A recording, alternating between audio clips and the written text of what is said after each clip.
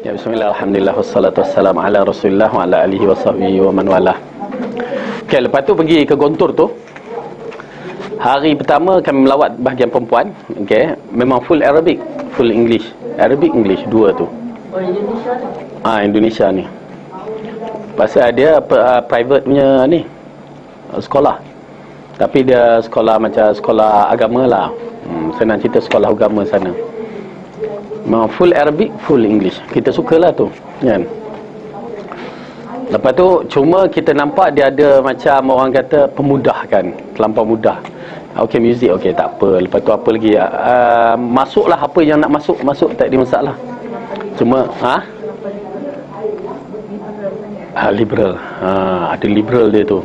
Yang jadi kita ni, kami daripada kita di sekolah tahfiz ataupun sekolah agama kat sini pun, bila pergi tu kita nak tengok cara agama lah. Okey, pakaian tu okey lah, tak apalah. Mungkin pasal ustaz tu nak smart, dia kena pakai coat, pakai tie kan. Okey lah, tu ustaz ada pakai seluar hari ni kan. Lepas tu sampai nak jadi cerita, pergi ke Gontor lelaki pula. Tu tadi perempuan, itu pun 11,000 yang perempuan. 3,000 pelajar dia. Semua Gontor tu 11,000. Dia ada Gontor pesantren Gontor 1, Gontor 2, Gontor 3 sampai 7, 8 tu. Banyak, dah besar-besar tu. Lepas tu akhirnya nak jadi cerita, pergi ke last sebelum balik tu, pergi ke Gontor lelaki. Memang tak selesa lah dia sudut pakaian dia, pakaian sekolah agama kan. Orang biarlah adalah kopiah ke apa kan. Ni tak ada, okey tak apa. Lepas tu pakai dia tak seragam pula. Kemeja okey tapi tak seragam. Okey tak apa lagi. Lepas tu nak jadi cerita, pergi ke akhir karnival Gontor Putra 3. Ya. Pergi tu dia. Kumpulan muzik tu, yang main gitar tu, ada dalam tu. Bayangkan sekolah agama ada benda tu. Terus kami yang Persatuan Tahfiz ni, terus tak boleh duduk lama, keluar. Nak tengok, kita nak study ataupun nak hantar. Tapi bila dah tengok macam tu, semua dalam akhir kata sepakat, boleh kata semua yang daripada Persatuan Tahfiz Negeri Selangor, daripada sekolah menengah Bangi apa semua out. Allah nak buka last minute dah lah. Kita pun macam kena culture shock. Tengok la ilaha illallah, apa terlampau moden. Lepas tu kita pergi kedai dia, kedai syarikat Guntur ni, nama syarikat tu La Tansa. Macam La Tahzan tu kan, La Tansa, jangan lupa. Syarikat buku dia jual buku tu, jual buku Khomeini pun ada. Dia jual Syiah hadis 40 oleh Khomeini. Tu kata la ilaha illallah, kenapa dijual benda ni kalau kita tak setuju kan? Berarti dia tak kisah. Tu, yang penting kamu dapat kuasai bahasa Arab dengan baik, ya, perisa betul, berjaya apa semua. Tu. Kamu nak jadi apa, jadilah. Indonesia dekat banyak masa? Kat Jawa Timur, Ponorogo, terus ke Surabaya. Itu dah pening dah, sakit. Nak balik tu kita singgah kat Masjid Ampel. Surabaya? Yogyakarta kat tengah. Sebelum sampai Surabaya tu di tengah-tengah. Antara Yogyakarta, Surabaya. Pergi ke Masjid Sunan Ampel tu, kita pukul 10.30 malam tu shopping apa dah nak habis tu, keluar dia keluar ke satu pintu je. Tengok-tengok masjid, tengok orang berdiri tengah solat apa, masya-Allah, kita kata bagus, tahajud kot. Tengok dalam tu dia duk sembah kubur, duk pergi ke kubur. Auzubillah. Tak bagi. Terus gigil kita tengok. Ada kubur. Dia letak di luar masjid.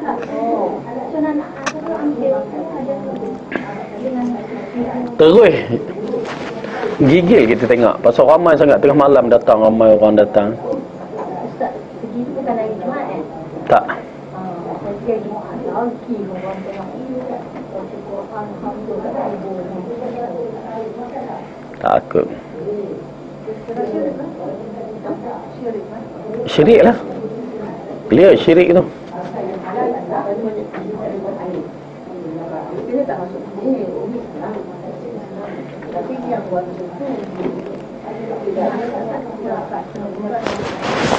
Hai ya Allah, sabar je lah. Tak larat dah. Okey, kita sambung. Dah lama dah. Asal lama sangat.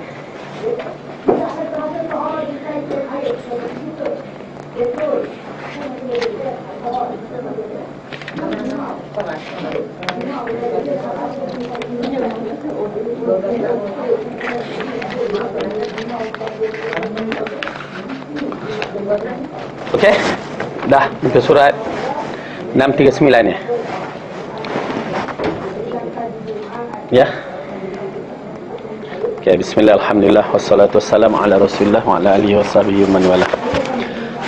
Okey, sebelum kita melangkah dalam bab-bab yang begini, kita muhasabah diri kita dengan apa yang Allah telah berikan nikmat dalam hidup kita ni merupakan satu nikmat yang besar. Kita kena bersyukur. Apatah lagi di antara nikmat yang paling besar apabila Allah bagikan ilmu yang bermanfaat ataupun ilmu yang berfaedah, yang paling tepat, ilmu mengikut Al-Quran dan Sunnah di bawah akidah Ahli Sunnah Salafus Saleh. Maka dengan adanya ilmu itu menjadi penerang dan cahaya bagi kita untuk berjalan di muka bumi, dan cahaya insya-Allah di dalam kubur, dan cahaya di akhirat, cahaya di titian mahsyar, dan akhirnya masuk ke dalam syurga cahaya insya-Allah. Itulah nikmat yang paling besar, merupakan nikmat yang tidak ada tolok bandingnya. Apatah lagi sewaktu sekarang ini kita hidup di akhir zaman yang penuh dengan ujian, penuh dengan perkara yang menakutkan, dalam keadaan yang tidak baik, suasana yang kita katakan berbahaya pada iman kita, membahaya pada akidah kita.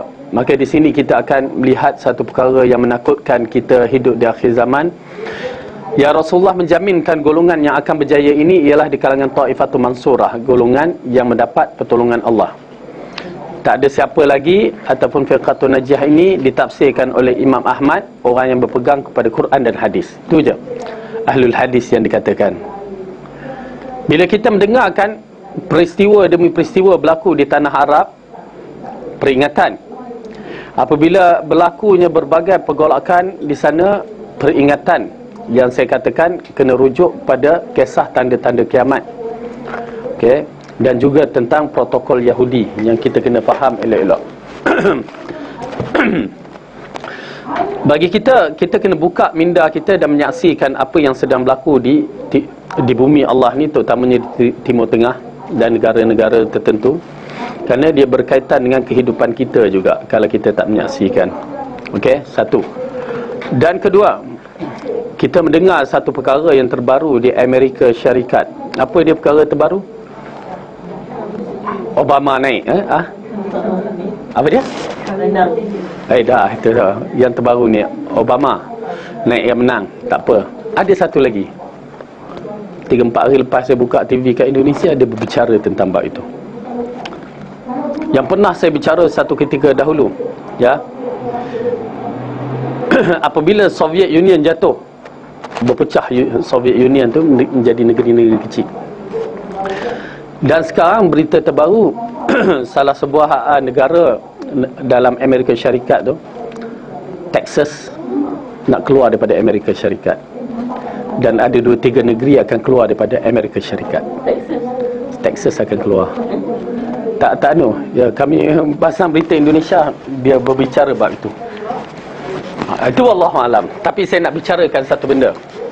Pada tahun 94 kami buat usrah protokol Yahudi tentang berkaitan dengan Yahudi. Kita tahu kan perancangan Yahudi, macam mana Hitler naik, revolusi Perancis, macam mana Karl Marx naik, lepas tu bagaimana Rusia jatuh. Semua itu telah dirancang oleh Yahudi.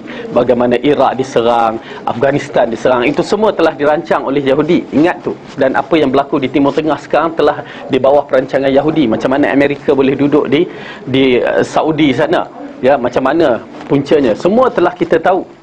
Waktu 94 kami dapat tahu, ya, dalam usrah kami, bahawa akan berlaku satu perubahan politik berlaku di Amerika yang menyebabkan perubahan politik dunia. Dan kami ingat waktu pada tahun 94 berlaku revolusi pergaduhan antara kulit putih dengan kulit hitam di Los Angeles. Kami pasti bukan. Dan syarat dikatakan akan berlaku perubahan pada akhir titik noktahnya pada tahun 98, tapi tak berlaku. Mereka merancang, Allah merancang perancangan Allah yang tepat, kan. Jadi akhirnya berlaku pada 11 September yang kita tahu tu, tahun 2000 akan berlaku. Kami dah tahu dah. Tahun 94 kami dah tahu benda ni akan berlaku. Dan pada tahun 94 itu juga kami tahu bahawa Amerika akan berpecah. Tapi bila kita bagi statement, ucapan macam tu, orang tak percaya. Macam mana Amerika boleh pecah? Dia tak menyaksikan Soviet dah pecah, kan. Amerika tak akan pecah. Dan pada hari ini dan 4 hari yang lepas di Indonesia, saya baca berita selepas kejayaan Obama, macam ada 3-4 negeri nak keluar daripada Amerika kerana kononnya nak hidup berdikari. Okey, apa tandanya tu? Kak Zarina agak Alhamdulillah mereka pecah, tak ada dah kuasa besar ke macam mana? Adakah satu kegembiraan pada kita? Kak? Kak tunduk aja warak. Dia bukan satu kegembiraan, tapi satu berita yang menakutkan. Kerana kita tahu bahawa apabila Amerika pecah, satu kuasa besar hilang di muka bumi, akan muncul satu kuasa besar yang lain. Dan Amerika tak akan pecah melainkan kuasa besar ni dah mula stabil.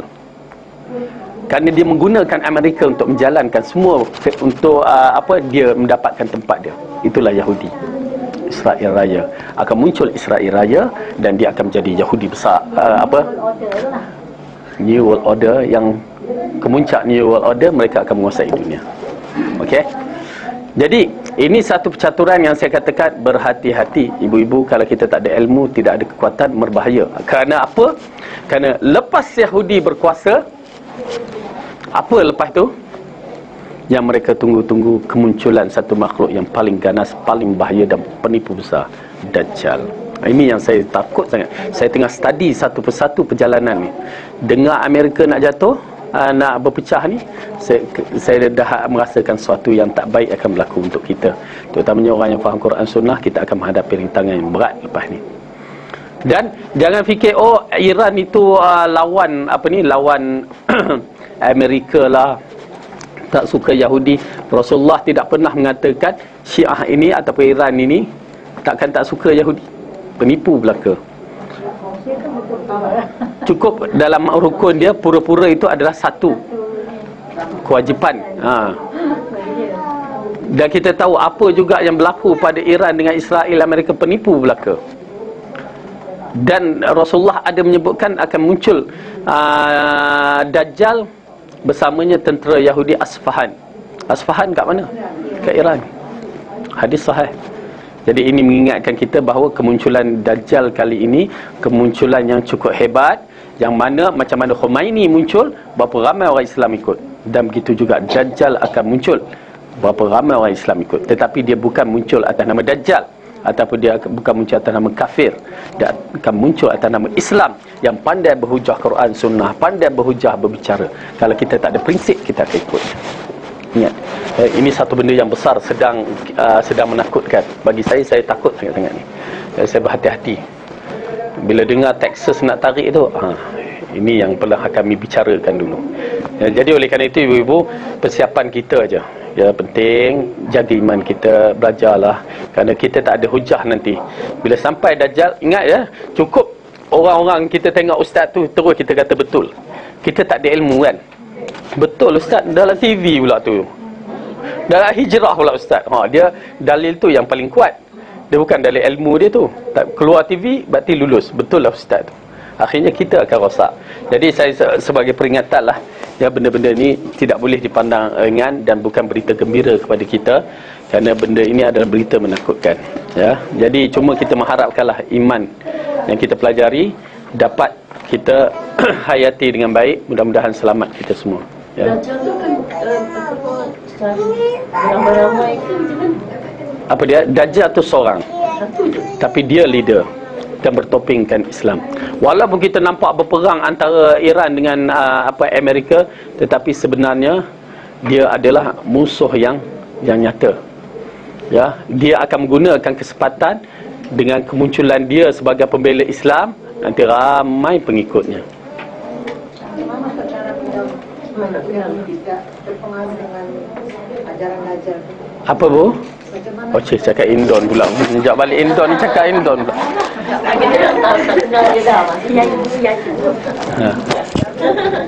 Bagaimana cara kita untuk mengelakkan? Okey, bagaimana cara kita nak mengelakkan? Rasulullah ada ketengahkan. Saya pun tengah buat juga buku tu, amalan-amalan penangkis Dajjal. Mula ada buku dah surah Kahfi itu adalah penangkis Dajjal. Tapi ada amalan-amalan lain yang bakal menangkis Dajjal. Kena kita, itulah kenalah. Macam mana pun paksakan diri, bacalah surah Kahfi. Belilah buku saya tu, Allah apalah saya kan. Tapi nak menceritakan, ya, kerana peristiwa ni seolah-olah macam nak hampir sangat. Mungkinlah lambat sikit tapi nak hampir. Amerika akan berpecah. Tahu kan yang Texas nak tarik diri daripada Amerika Syarikat. Berarti pernah ni dalam protokol Yahudi. Kita tahu dah Amerika akan berpecah. Tetapi ini ulangan balik. Kenapa dia pecah? Soviet Union pecah kan, Amerika akan pecah. Orang tak percaya dulu, saya bercakap orang alah takkan lah. Tak. Tapi pada hari ini saksikan dalam berita Indonesia 4 hari lepas, 5 hari lepas saya tengok dalam tu Texas nak tarik diri daripada Amerika. Lepas tu 3 negeri lagi pun bercadang nak tarik diri. Apa sebabnya? Bukan berita gembira untuk kita. Kenapa? Amerika Syarikat adalah kuasa besar. Kenapa jadi macam itu? Dengan arti kata lain, tangan belakang. Orang yang belakang tu dah stabil, maka dipecahkan Amerika kerana dia nak menguasai dunia. Itulah Yahudi. Ya, Yahudi nak menguasai dunia. Dan apa yang menakutkan? Itu yang dah buka tadi, Yahudi bila nak menguasai dunia, bila dah berkuasa nanti, benda-benda akan berlaku. Yang paling kita takut kemunculan Dajjal itulah. Kerana kita nampak, oh sikit-sikit Iran, sikit-sikit Iran. Iran lah paling berani. Iran lah. Ya, baru ni dapat apa? Mesej, mari kita baca pada malam apa tu? Siapa ada? Ada dapat tak? Oh, yang Surah Baqarah dengan surah Yunus. Rasanya ada dapat kan? Dapat. Assalamualaikum pemimpin Hizbullah Syed Hasan Nasrullah minta semua Muslim untuk baca surah Baqarah ayat 26, 27 dan surah Yunus 85, 86, 88. Tolong forwardkan biar agak Israel hancur. Cewa. Pertama, siapa dia Hizbullah?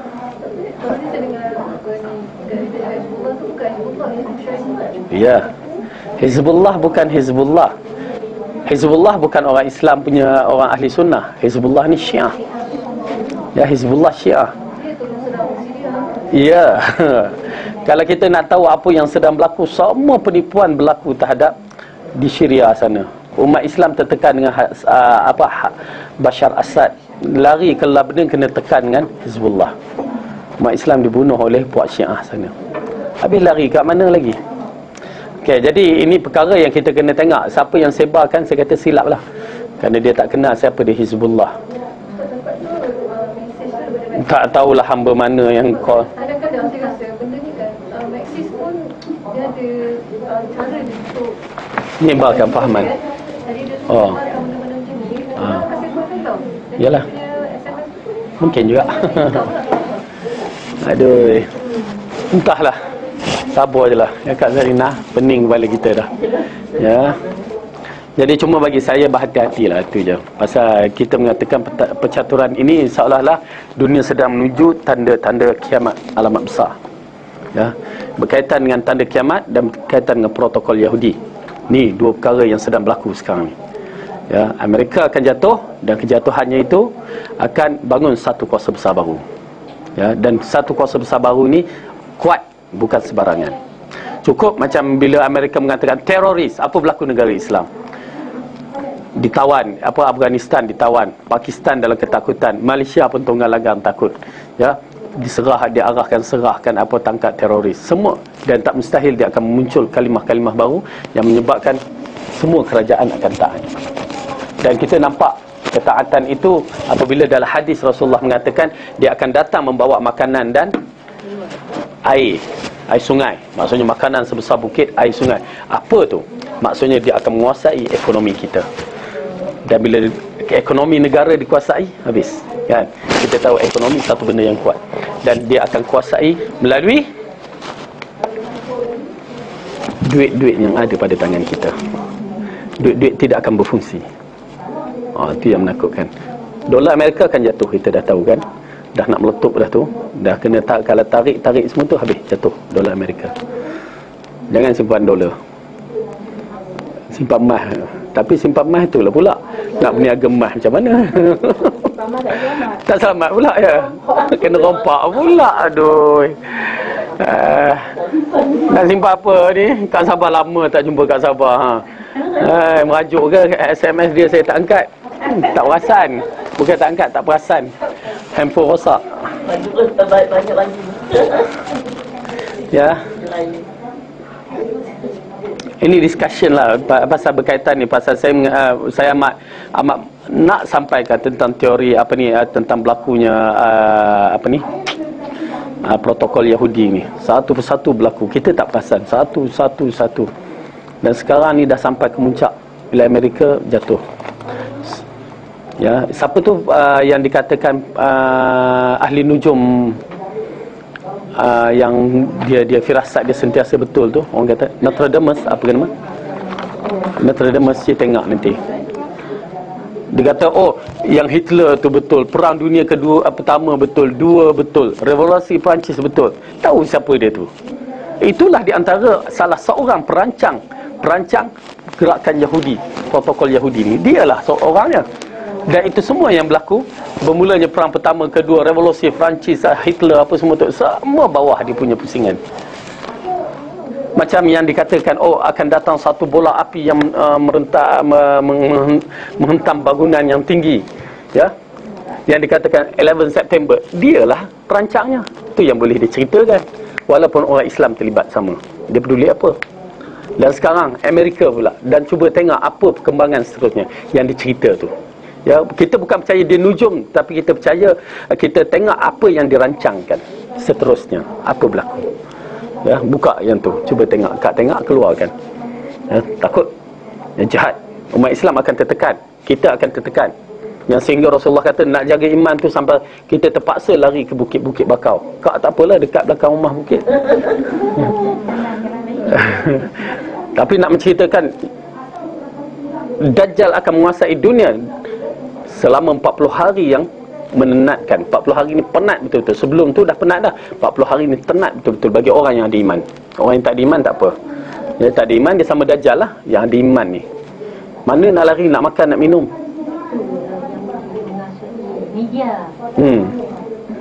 Tu letih lah. Aduh, sakit kepala kita. Itulah, kita sama-sama lah kita minta lindung pada Allah, ya. Peliharalah kita, keluarga kita semua daripada kejahatan Dajjal yang akan datang dengan fitnah yang besar ni. Ya, memang fitnah besar. Rasulullah kata fitnah, aku tak lihat fitnah yang begitu dahsyat, ya, seperti mana fitnah Dajjal. Selepas azab kubur tu, itulah fitnah yang besar. Kita akan merasa, kalau masa tu sampai pada kita, minta janganlah, tu je. Masa tak sanggup, ya. Okey, tak apa, kita sambunglah pelajaran kita.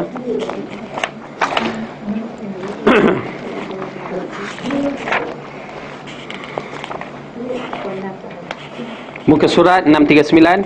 Ya. Ke-33, menjaga lidah dari menyebut hujan itu disebabkan kedudukan cakrawala begini. Okey. Ini berkaitan dengan masalah-masalah akidah yang mana kita kena jaga lidah kita daripada, Allah cari pula geram ni. Lama dah. Ya, daripada berlakunya perkara suatu berkait dengan sifolan. Ya, insyaAllah kalau buku tu siap, saya pun tengah buat buku khurafat orang Melayu kita yang berkaitan dengan fahaman-fahaman tertentu yang perlu diperbetulkan masyarakat Melayu kita kembali kepada akidah yang betul. Okey. Yang mana Zaid bin Khalid Al-Juhaini meriwayatkan bahawa kami pernah bersolat subuh di Hudaibiyah bersama Rasulullah SAW, dan dalam kepekatan malam itu ternampak ada tanda-tanda hari hendak hujan. Apabila selesai solat, baginda memalingkan badannya ke arah orang ramai seraya bersabda, adakah kamu semua tahu apa yang telah difirmankan oleh Tuhan kalian? Masing-masing menjawab, hanya Allah dan Rasulnya sahaja yang mengetahui. Baginda bersabda lagi, dari kalangan hamba-Ku ada yang benar-benar beriman denganku, dan ada di antara mereka yang berubah menjadi kafir kepadaku. Ada pun yang berkata hujan yang diturunkan kepada kita ini adalah disebabkan rahmat dan kelebihan Allah, maka itulah orang yang benar-benar beriman kepadaku dan mengingkari cakrawala.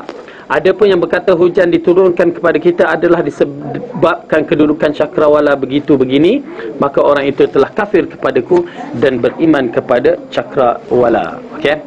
Berkaitan dalam masalah ini sebenarnya disebabkan kefahaman orang-orang dahulu sebelum Rasulullah SAW mempercayai, mereka ada iktikad yang mana Tuhan itu macam orang Hindu juga, banyak Tuhan. Ya, sehingga kan macam kita tahu golongan Roman dahulu yang mana menyembah 12 Tuhan yang diabadikan di dalam kalender yang kita sebut Januari, Februari, itu nama-nama Tuhan mereka. Ya, tapi kita tak iktikad begitulah. Ya. Jadi mereka mempercayai bintang-bintang tertentu muncul, hujan akan turun. Disebabkan Tuhan matahari itu Tuhan bintang tu muncul. Okey. Fahaman ini yang menjadi kesalahan. Ya. Kalau kita tengok awan, hujan nak turun, itu makruf kan, maklum. Tapi tanpa sebab melainkan awan tu datang, okey, tak apa. Tapi kalau kita kata muncul, itu pasal iktikad yang begitu kena kita betulkan. Jangan nyanyilah suara kamu nanti hujan turun, tak boleh. Itu bukan iktikad, tapi cara selora yang tidak tepat, yang kita katakan berkaitan. Kata kata, kenapa kau panggil hujan? Macam mana aku tak panggil? Ular nak makan aku kan. Kalimah yang diajar mempercayai benda khurafat begitu. Kata pula panggil hujan kan. Jadi benda-benda tu perlu diperbetulkan. Dan kalau kita menggunakan misalnya ramalan cuaca, itu lain sikit. Kenapa? Dia menggunakan satelit yang mengesan awan-awan, gerakan itu yang datang kita tahu macam akan berlaku ribut taufan ataupun akan berlaku yang berkaitan dengan angin-angin daripada di atas langit. Itu lain cerita. Dia tak sama. Tetapi bagi yang ni, dia tengok bintang, tengok itu tak kena. Okey. Jadi itu dia yang dilarangan. Ya, dikatakan bikawakib. Okey. Imam An-Nawawi rahimahullah telah berkata, ulama telah berpendapat sekiranya seorang muslim berkata hujan yang diturunkan kepada kita ini adalah disebabkan kedudukan bintang begitu begini, ia dimaksudkan bahawa bintang itulah yang berkuasa hendak menurunkan hujan, maka dia telah menjadi kafir dan murtad tanpa syak lagi. Nampak tak? Kalimah simple tapi boleh merosakkan akidah. Andai kata dimaksudkan kedudukan bintang tersebut sebagai alamat hari hendak hujan atau menurut adat kebiasaannya, apabila kedudukan bintang begini hujan akan turun, sedangkan turun atau tidaknya terserah pada kuasaan Allah, maka orang ini tidak jatuh kafir. Ini tak kafir. Okey. Jadi namun masing-masing berselisih pendapat mengenai larangan beriman sedemikian, dan pendapat yang terpilih ialah melarang terus dari berkata sedemikian kerana ungkapan tersebut adalah berasal dari ungkapan orang-orang kafir. Demikianlah menurut zahir hadis tersebut, dan ini juga adalah nas kenyataan Imam Asy-Syafi'i rahimahullah bagaimana tercatat dalam kitab Al-Um. Okey. Jadi kita dah tahu dalam bab ini, tu dia kisah dia, bahawa mempercayai satu perkara boleh mendatangkan manfaat dan mudarat, tak boleh. Ke-34, jaga lidah kita dari melecehkan makanan. Kita tahulah orang tu pandai masak misalnya kan, tapi kita tak pandai masak. Orang tu kita pun okey. Lihat, Abu Hurairah radhiyallahu anhu meriwayatkan Rasulullah tidak pernah mempelecehkan sama sekali terhadap makanan. Sekiranya terliur, baginda akan makan, dan andai kata sebaliknya, baginda akan meninggalkan. Maksudnya terliur ni bahasa agak jika dia selera nak makan, dia makan. Kalau tak, dia tinggal. No comment. Tak sedap ke apa ke, ya. Riwayat Al-Bukhari dan Muslim, Jabir radhiyallahu anhu meriwayatkan bahawa Rasulullah bertanya kepada ahli keluarga mengenai lauk pauk. Masing-masing menjawab, tiada apa yang ada pada kami melainkan cuka saja. Lalu baginda minta juga cuka tersebut dan makannya seraya berkata, nikmat lauk cuka ini, nikmat juga lauk cuka ini. Okey, ataupun nikmat idam, sebaik-baik lauk ialah cuka. Datang daripada inilah kita dengar dalam ikim, ya, cuka sidar apa semua kan, gunakan hadis ini. Maksud di sini, ya, maka cuka je ada. Kalau kita tak ada makanan lain, makanlah. Bukanlah salah pula kan. Bukanlah makanan yang tidak sunnah pula. Ini juga termasuk makanan sunnah yang terbaik. Ya betul, kita tak nafikan Rasulullah makan terbaiklah. Tapi maksudnya makanan-makanan lain pun baik juga. Kita kena ada cuka di rumah tu yang jangan buatkan, jangan nak jual kan. Cuka kol tu, kol kurma. Dia kalau siapa yang tak ada cuka, apa ke? Apa dia kata mesti ada cuka di rumah. Tak ada hadis tu tak ada. Hatta hadis kurma yang mesti ada di rumah pun tak ada. Tak sahih. Okey, jadi itu ya. Ya. Dan cuka ni kita tahulah cuka apa? Cuka buah, yang ni cuka kurma tu lah, ya. Dan tak menjadi masalah. Makanlah, elok kesihatan, memang elok lah, tak nafikan. Ke-35, menjaga lidah dari berbisik-bisik. Innaman najwa minasyaitan. Sesungguhnya berbicara rahsia, berbisik-bisik adalah syaitan. Ibnu Mas'ud radhiyallahu anhu meriwayatkan bahawa Rasulullah SAW pernah bersabda, apabila kamu bertiga, janganlah dua orang darinya berbisik-bisik tanpa disertai rakan yang ketiga, kerana yang demikian boleh menyebabkan dia terasa kecewa, berasa hati. Hadis sahih, ya. Maksudnya kita tak boleh berbisik-bisik sesama kita. Kalau ramai-ramai ni lainlah, ya. Kita sembang-sembang senyap perlahan. Tapi kalau bertiga, kita duduk bertiga, sudah kan, dia terasa aku nak bisik dengan siapa. Kalau empat, mungkinlah dia boleh, kamu bisik, aku bisik kan, ya. Tapi dilarang.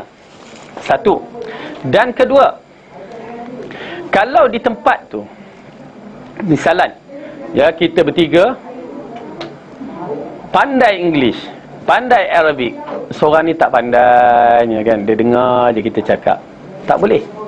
Ya, kita pun speaking okey lah, cakap speaking, dia dengar je kan. Dilarang Rasulullah. Kena minta izin, maaf cik, saya nak bercakap ni, pasal dia tak faham bahasa Melayu ni. Kan, kan ada orang Melayu tak faham, kena cakap, susah nak, maka cakap lah. Dia kata okey, tak apa, tu tak apa. Dia kena minta izin. Pentingnya, nampak tak?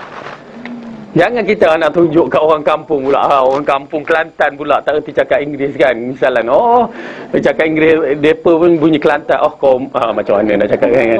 Kita pun bercakap, tak boleh, yes, cakap bahasa. Apa kita tak ada niat, memang bukan nak menunjuk, maksudnya kita memang bercakap bahasa tu. Kena minta izin juga kepada, kalau berdua, ada bertiga lah, berkaitan bertiga. Kalau ramai-ramai tu tak apalah, kan. Itu nak ajar dia bercakap, itu tak apalah, kan. Kita tak nak anak tu tahu kan kita cakap.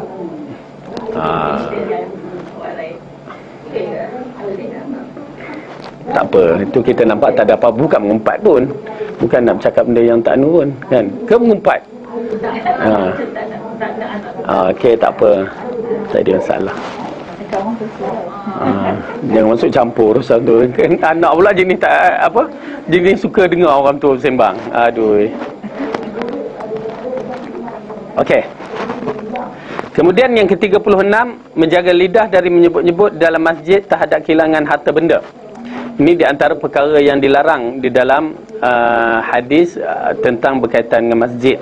Cuma yang dilarang ni ada beberapa perkara yang perlu dibetulkan fahaman. Kita tengok Abu Hurairah meriwayatkan bahawa Rasulullah bersabda, sesiapa yang mendengar ada seorang yang menyebut-nyebut perihal kehilangan harta bendanya di dalam masjid, hendaklah kamu menjawab, la raddahallahu alaika, mudah-mudahan Allah tak kembalikan hartanya kepada kamu. Boy, jahatnya kan. Kenapa? Kerana masjid bukan dibina untuk tujuan tersebut. Itu dia. Tetapi ini dimaksudkan, ini kena study hadis ni bagaimana maksudnya. Maksudnya ini kisah berkaitan. Ini kena kita tengok asbabul wurudul hadis, sebab dikaitkan dengan hadis ni. Orang-orang Arab, dia kisah ni rasanya kalau tak salah dia menternak kambing ke apa ke, tiba-tiba kambingnya hilang. Dia tak ada kait dengan masjid, kan. Kambingnya hilang, dia pergi istihar dalam masjid. Kambing saya hilang, kan. Siapa jumpa tolong bagikan. Tak boleh, kerana dia tidak ada kaitan dalam masjid. Tapi kalau kunci kita hilang dalam masjid, dah confirm dalam masjid kan, kita nak balik, kalau tak diistiharkan, lepas tu datang pula orang kata la raddahallah, dia istihar kunci. Orang tu kata mudah-mudahan Allah tak bagi apa. Macam mana kita? Ya, itu berkaitan kita berada dalam masjid, itu lain. Berkaitan dengan urusan kita duduk solat dekat situ, tertinggal duit, tertinggal beg, itu lain. Tetapi kalau kita di luar bawa masuk ke dalam masjid, itu yang tidak dibenarkan. Dan kedua, masalah yang berkaitan dengan masjid, berniaga di dalam masjid, ada larangan. Berniaga dalam masjid. Ya. Surau pun masjid lah tu. Ada larangan. Sehingga kan dalam hadis mengatakan begitu juga, Allah tak untungkan kamu kan. Jadi itu kita takut, ya. Kalau luar sikit masjid tak apa, buatlah, ya. Dalam tu, dalamnya. Okey. Ke-37, menjaga lidah dari menyeru pertolongan selain daripada Allah. Terdapat segelintir masyarakat hari ini merayu mohon bantuan selain dari Allah. Contohnya ialah seperti tolonglah wahai Badui, tolonglah wahai Rasulullah, tolonglah wahai Syekh Abdul Qadir Al-Jailani dan lain-lain. Kesemua bentuk seruan ini ialah salah satu salah dan keji sekali, kerana merayu-rayu bantuan selain dari Allah adalah syirik.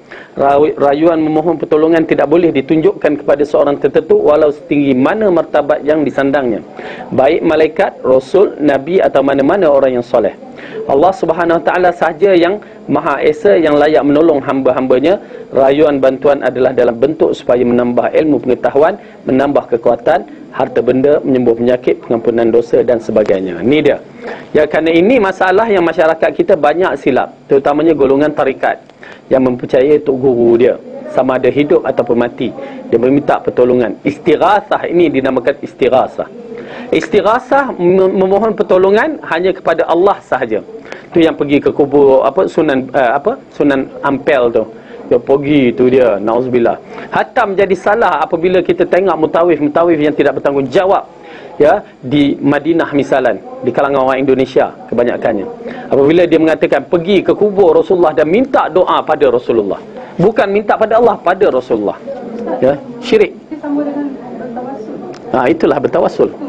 Itu bertawassul, syirik. Istighasah dengan bertawassul sama maksud. Lain, istighasah dia minta pertolongan macam tu. Kita dekat ziarah baki semua tu kita baca, kita kata Assalamualaikum ahlad diyar, itu je, tak ada apa. Ya. Kita tak boleh minta pertolongan, syirik. Ini satu benda yang kalau kita tak berjalan negara Islam, kita tak nampak juga. Macam di Mesir, ya, grup Arkam tu. Arkam sampai sekarang minta pertolongan ke Abu Ya dia tu. Pergi minta pertolongan ke kubur Imam Syafi'i. Dia kata saya tertekan kan, tak ada duit, saya pergi ke kubur Imam Syafi'i, lepas tu satu lagi kubur apa tu. Dia berdoa kat situ. Dapat.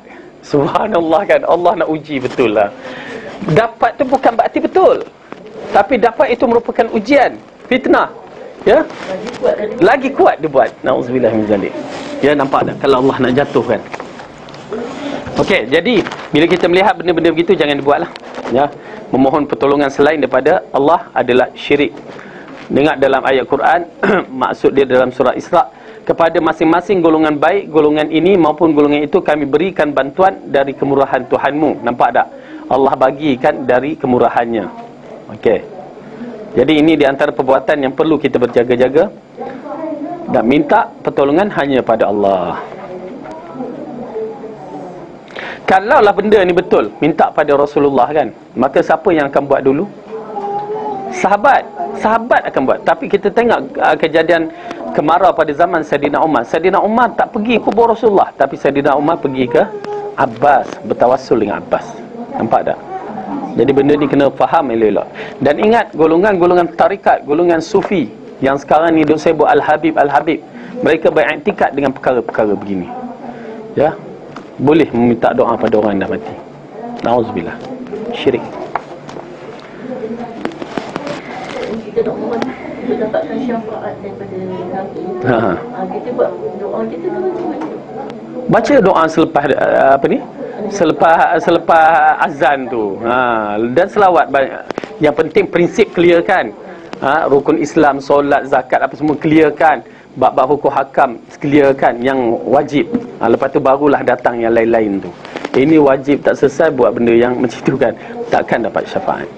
Akidah tunggal langgang, kita duduk selawat banyak-banyak, takkan dapat syafaat. Okey. Ke-38, menjaga lidah dari mohon pertolongan selain daripada Allah. Iz tastaghithu rabbakum fastajaba lakum. Ini juga untuk istighasah. Ingatlah ketika kamu mohon pertolongan kepada Tuhanmu, lalu diperkenankan bagimu. Memohon pertolongan hanya kepada Allah sahaja. Ringkasnya, kenyataan agar menjaga lidah di sini ialah supaya tidak bercakap melainkan kerana ada kemaslahan tertentu dalam keagamaan dan keduniaan. Janganlah mensia-sia detik umur itu berlalu bersama calitan kebatilan, kepoyaan hidup, lupa diri dan sebagainya, kerana harga sebuah umur itu amat mahal nilainya. Ya, harga umur kita mahal. Ya, sekarang umur kita makin lama makin panjang, makin pendek. Ya, betul lah, umur daripada hukum dunia panjang, tapi hakikatnya pendek. Ya, maksudnya umur 63 umur Rasulullah, umur kita 50. Berapa lagi kalau ikut Rasulullah? 13 tahun. Kalau cepat, letih. Kalau lambat, letih juga. Ya. Cepat letih maksudnya ialah kita akan mati awal. Kalau lambat letih, kut-kut nyanyuk pula, kan? Semua. Yang penting, insya-Allah Allah bagi terbaiklah.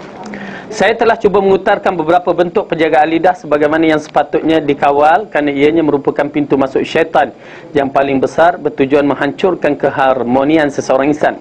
Perkara ini amat jelas kalau kita tinjau melalui hadis Abu Hurairah yang meriwayatkan. Artinya Rasulullah SAW pernah ditanya mengenai punca manusia ramai masuk syurga. Baginda menjawab, ketakwaan kepada Allah dan indah tingkah lakunya.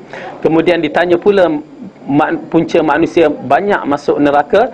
Baginda menjawab, disebabkan rongga mulut dan kemaluan. Ya, ini dua perkara yang banyak menyebabkan orang masuk neraka. Ibnu Mas'ud berkata, aku pernah mendengar Rasulullah bersabda, inna aktsara khataya ibni Adam fi lisanihi. Sesungguhnya kesalahan yang paling banyak dilakukan oleh anak Adam ialah disebabkan lidahnya. Ya, lidah kita ni subhanallah, ya, tak ada tulang tapi tajam di pedang. Ya. Oleh hal yang demikian Rasulullah telah berpesan, man kana yu'minu billahi wal yaumil akhir falyaqul khairan awil yasmut. Barang siapa yang benar-benar beriman kepada Allah dan hari akhirat, maka hendaklah dia bercakap dengan ucapan yang baik-baik, ataupun kalau tidak, lebih baik dia diam saja. Ini di antara perkara yang kita lihat untuk menjaga lisan kita, untuk menjaga peribadi. Ya, disebabkan kata-kata inilah yang banyak orang bergaduh di muka bumi ni. Ya, kerana lidah, kerana mulut santan binasa, kerana mulut badan binasa. Okey. Akhir sekali, gabungan pembicaraan mengenai konsep penjagaan lidah ini dapat diperhatikan melalui firman Allah, a'udzubillahi minasyaitonirrajim, wa qul li ibadi yaqulu allati hiya ahsanu innasyaitana yanza'u bainahum. Dan katakan kepada hamba-hambaku, hendaklah mengucapkan perkataan yang lebih baik. Sesungguhnya syaitan itu menimbulkan perselisihan di antara mereka disebabkan kata-kata yang tak baik. Kita bergaduh. Ya. Jadi wahai Tuhan kami mohon kepada Engkau agar anugerahkan pengucapan lidah yang baik, dan kami mohon perlindungan Engkau dari pengucapan lidah yang keji. Amin ya rabbal alamin. Okay, ada apa soalan hak sini?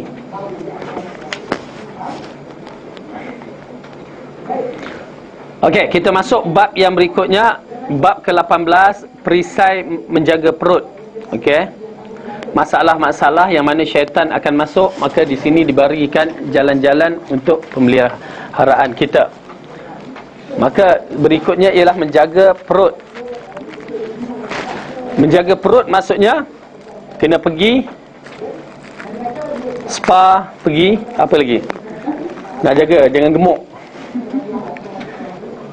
Okey, maksud di sini menjaga perut, menjaga daripada perkara-perkara halal haram. Tu dia. Bismillah.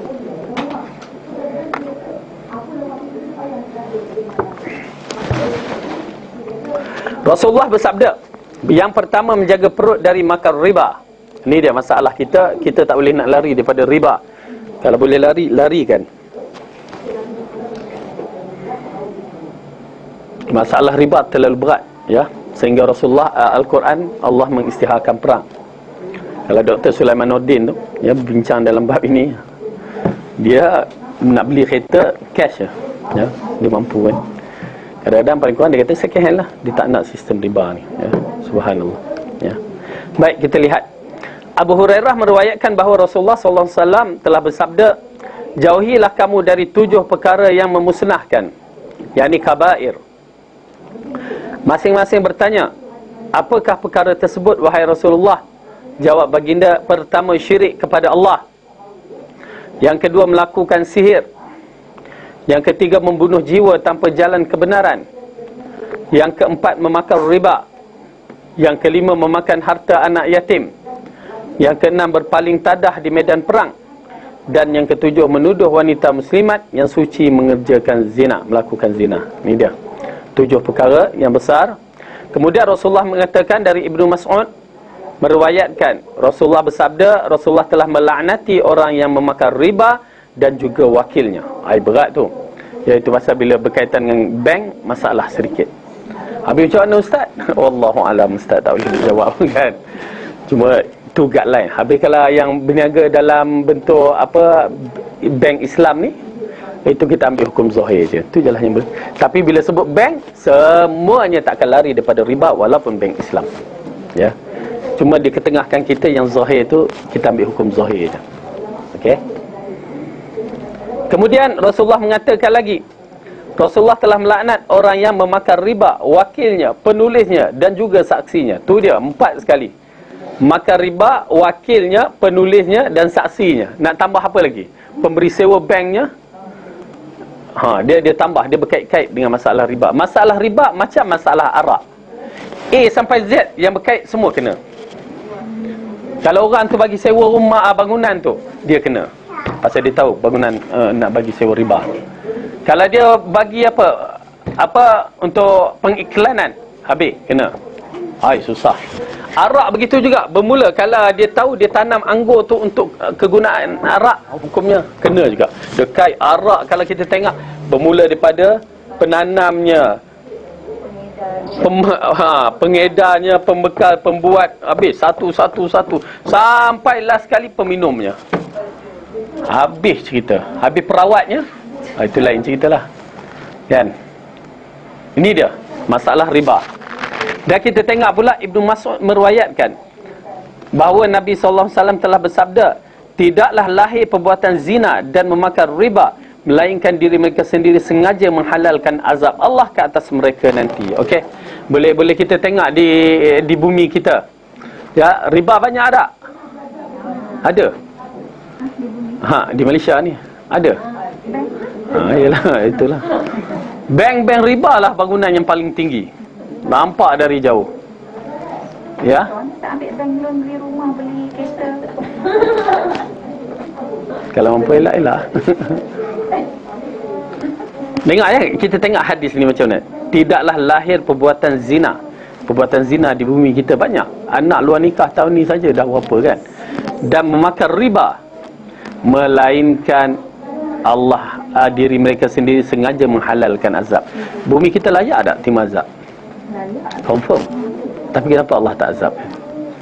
Ibu-ibu, ya, disebabkan adanya macam orang macam kita, ada lagi orang yang belajar, ada penuntut-penuntut ilmu, ada kanak-kanak kecil yang tak berdosa. Itu di antara sebabnya. Alhamdulillah. Tapi jangan biarkan azab ni sampai. Masih ada lagi orang yang mencegah kemungkaran, masih. Itu pasal kita terpelihara lagi. Kalau tak, sifat tu dah ada dah. Allah turunkan azab. Okey, baik. Samurah ibnu Jundub radhiyallahu anhu meriwayatkan pada satu pagi Rasulullah sallallahu alaihi wasallam menyampaikan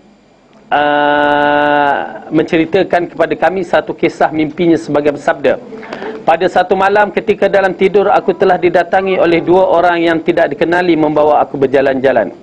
Masing-masing berkata kepadaku, ayuh berjalanlah. Aku pun berjalan bersama mereka berdua. Akhirnya kami bertemu seorang lelaki yang duduk bersandar, manakala seorang lagi berdiri di sebelahnya dengan memegang seketul batu besar. Tiba-tiba dihempukkan batu tersebut di atas kepala orang yang sedang duduk bersandar sehingga pecah berkecai kepalanya. Lalu batu tersebut tergolek ke bawah. Si penghempuk tadi mengambil semula batu tersebut dan berlalu pergi meninggal si mangsa sehingga kepalanya pulih seperti sedia kala.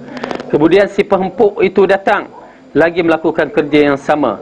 Aku bertanya, subhanallah, apakah ini? Kedua orang tadi berkata, ayuh cepat pergi, cepat.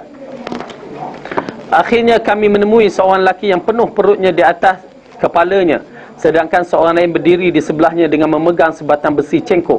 Tiba-tiba si pemegang cengkok tadi datang menghampiri lelaki orang yang murung yang penuh dengan parut itu lalu dicangkuk-cangkuk besi ke dalam mulut dan ditarik sehingga terbelah kulit biji mata dan terus sampai ke kulit kepala.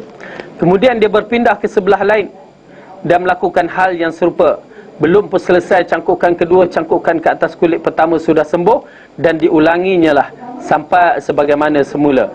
Aku bertanya, subhanallah, apa sudah jadi? Kedua orang berkata, ayuh maju, ayuh maju. Akhirnya kami menemui binaan api. Di dalamnya terdengar suara jeritan dan rintihan.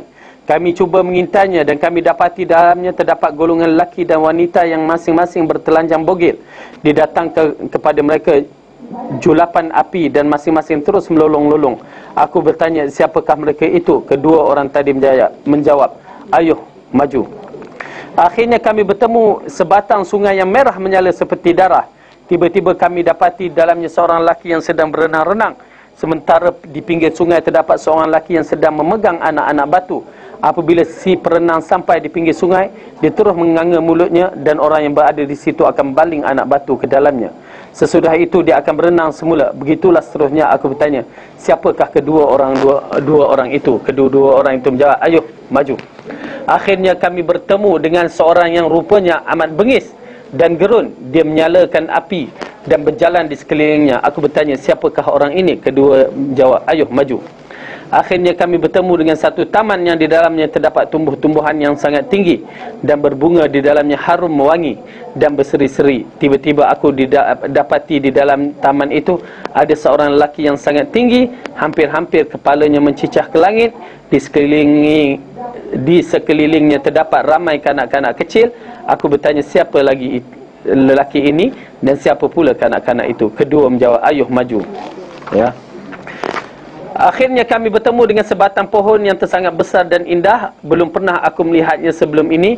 Kedua orang ini berkata kepadaku, sila panjat.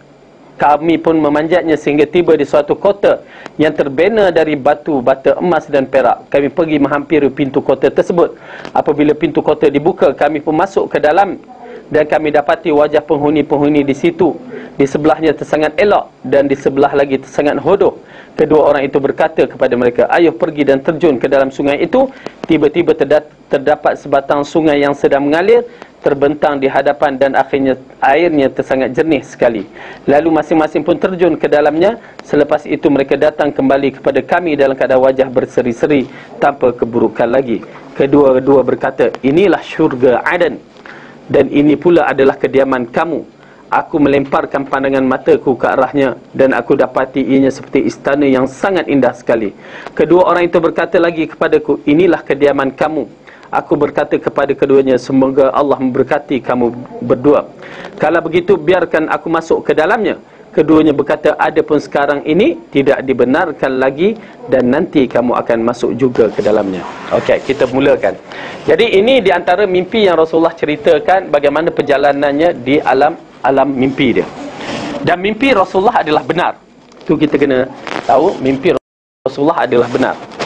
Okey, dalam kisah yang pertama ni, adapun orang yang pertama engkau temui yang pecah kepala dihempuk batu itu, ia adalah orang yang mempelajari dan memahami Al-Quran tetapi tidak beramal dengannya dan selalu leka dari menjaga solat fardu. Ibu-ibu, ya, saya tuju untuk diri saya ni. Kita tuju untuk diri kita. Baik-baik kita belajar Quran hadis. Habis kalau macam itu tak payah lah belajar Quran, kan? Tak, orang yang tak belajar Quran lagi teruk. Ini orang yang ada Al-Quran tapi dia tak beramal, terutamanya para ustaz. Ya. Nauzubillah min dzalik. Okey. Yang kedua, adapun orang yang kedua kau temui yang terbelah mulut, mata sehingga ke kulit kepala adalah orang yang apabila keluar dari rumahnya selalu saja bersikap bohong walaupun di mana sahaja dia berada. Ya, dia pergi. Subhanallah. Dan yang ketiga, ada penggolongan lelaki dan wanita yang bertelanjang bulat, ketemui seperti binaan api, adalah mereka yang suka berzina. Nauzubillah min dzalik. Adapun 4 orang yang ketemui berenang-renang dalam sungai seperti darah, yang dilemparkan batu kepadanya ialah orang yang memakan riba. Okay. Yang kelima adalah orang yang bengis yang menyalakan api sentiasa mengelilinginya itu ialah Malik, iaitu pengawal pembendahara neraka Jahanam. Ya, malaikat yang menjaga neraka. Ada pun lelaki yang tinggal yang kau temui dalam taman yang tersebut indah itu ialah Nabi Ibrahim dan kanak-kanak di sekelilingnya, mereka mati di atas fitrah Islam yang suci ketika dilahirkan. Ibnu Mas'ud berkata, sebahagian dari para sahabat bertanya, anak orang musyrikin? Rasulullah menjawab, anak orang musyrikin pun turut berada di situ. Maksudnya anak-anak orang kafir pun dikaitkan dalam setengah riwayat dia berada bersama anak-anak orang Islam. Maksudnya mereka tak berdosa. Adapun golongan yang kamu temui, separuh wajahnya elok manakala separuh lagi buruk, mereka itu ialah orang yang mencampur aduk amalan baik dan buruk dalam amalan hidup mereka. Solat juga, rok juga. Tu dia. Iaitu mencampurkan amalan-amalan baik dengan tak baik. Jangan ibu-ibu ya. Bila kita itu pasal bila kita buat majlis, kalau nak buat majlis, buat yang baik. Jangan campurkan. Ya, majlis kenduri kahwin dengan macam karnival yang saya cerita tu. Karnival Gontor, pesantren Islam tu dia dengan bawa golongan muzik dia, ya, habis hancur belaka. Jadi ini benda-benda yang kita tengok, ya, amalan baik, buatlah cara baik, barulah diberkati Allah. Wallahu a'lam bissawab. Ada apa soalan di sini? Ya. Yang baru berlalu ada orang buat sembahyang hajat yang minta doa untuk kita macam mana Ustaz untuk minta doa apa tu? Yang tu yang orang pasu yang dia buat sembahyang hajat doa yang saya di Indonesia tu saya tak tahu. Dia keluar kat khabar. Okey. Dengan teks ni, tapi dia punya kesimpulannya dia doakan supaya hancurkan UMNO, hancurkan bangsa nasional. Lepas tu dia kata apa, supaya Tuhan laknat seperti mana Tuhan bagi kebinasaan pada Fir'aun, pada Namrud, pada apa semua tu lah. Itu betul dia cakap ke apa ataupun surat khabar? Saya kena pasti. Tetapi dengan teks, dengan dia buat dekat stadium pukul 20 ribu. Open lah, semua orang tahu lah kan. Lepas tu dia siarkan teks ke dia. Pas yang buat Dia punya dia adik kepada musibah Al-Fatah yang dia sebab Fir'aun dia kalau dia sebab Musa dan apa dia buat. itulah dia nak tanya macam mana Ustaz? Sebab dalam Secara kasar kita mengatakan dalam bab ini bila berkaitan dengan orang Muslim tidak haram hukumnya doa macam itu, haram.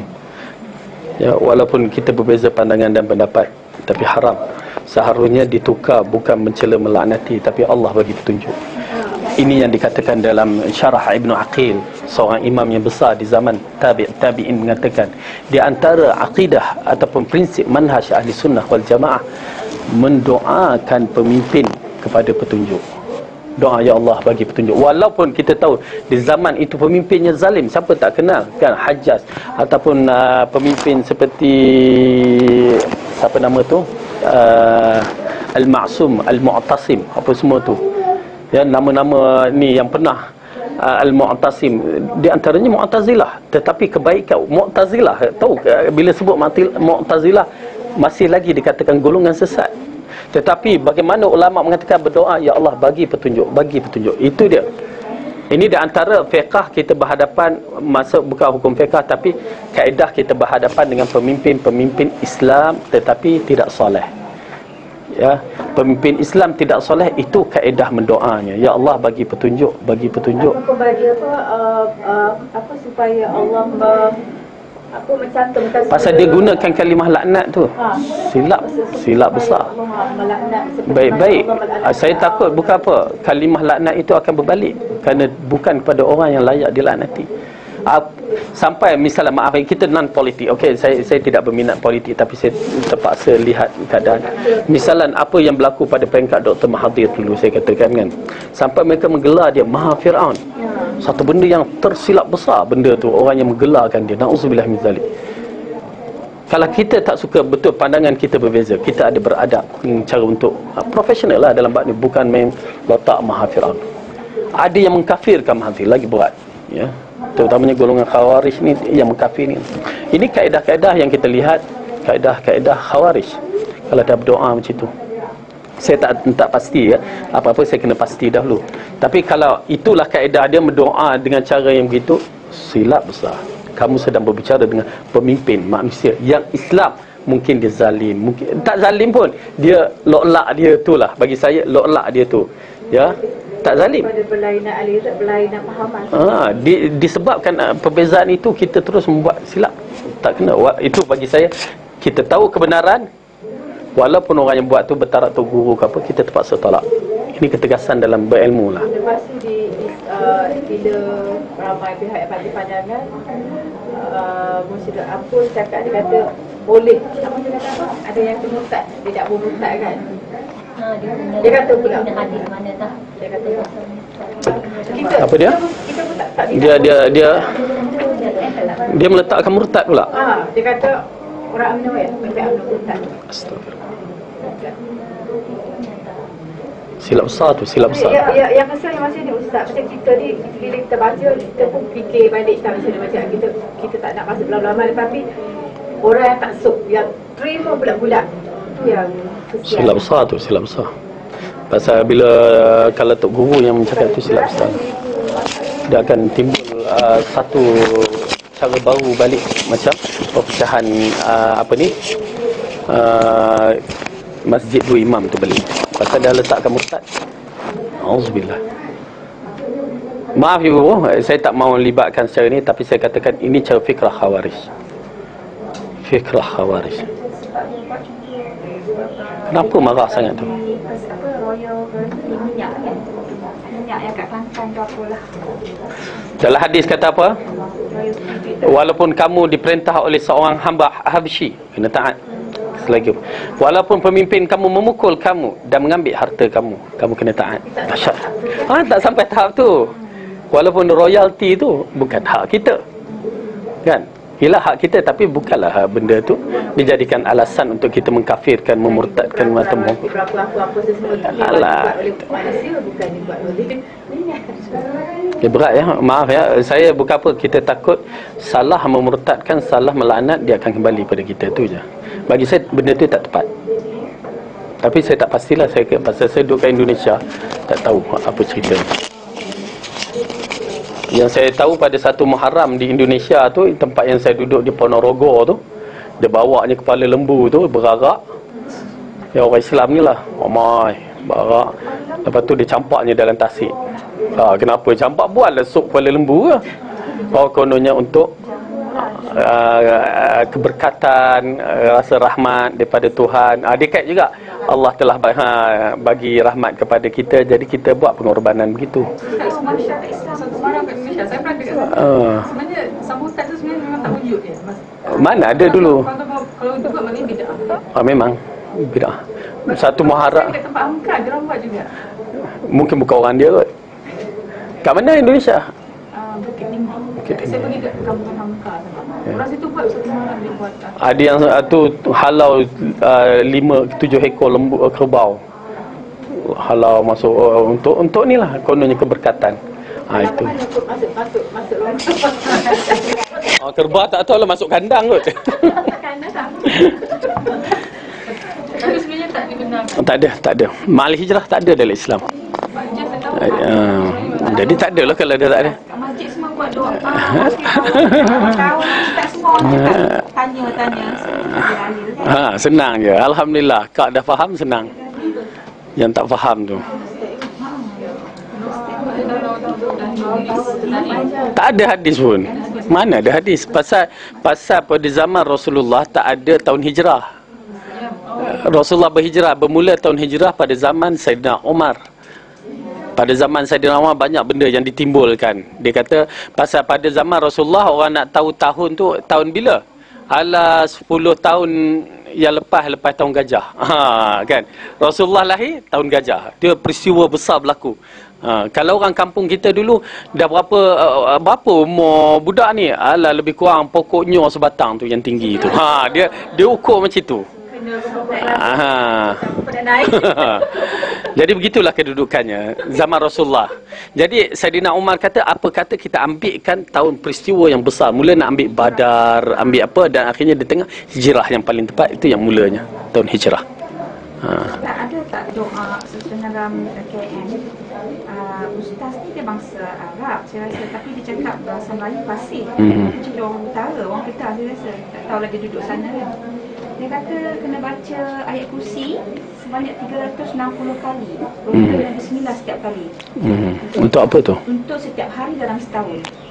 Baca pada awal Muharram. Oh, Ustaz tu sakit juga tu. Bulan Muharram tu betul ke puasa Ustaz? Itu betul. Okey, dia sama ada 9 atau 10. Tahun ni jatuh hari Sabtu. Hari Sabtu kan kita Tak apa. Dia dinamakan puasa bersebab, tak apa. Puasa 9 dan 10.